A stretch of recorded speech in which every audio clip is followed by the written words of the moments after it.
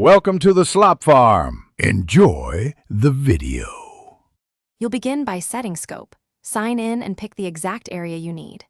Use the search and drawing tools to outline the region, then choose resolution and date range so imagery includes the right detail. Next, allocate enough cache or local storage. Make sure you have several GB free if you want high resolution. Once done, start the offline export or cache download.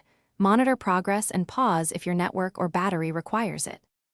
You now handle the mid-process details. Check that tiles and terrain data are saving correctly to the cache or export folder. If storage is tight, convert large images to a compressed format, but retain an original copy for accuracy.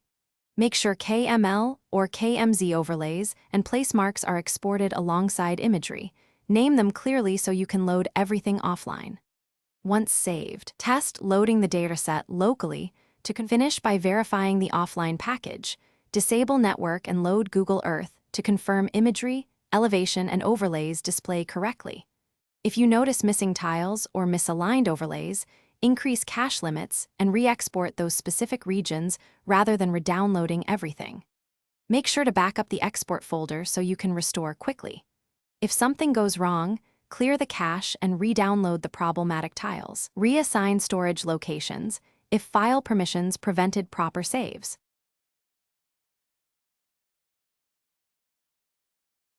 Thanks for watching.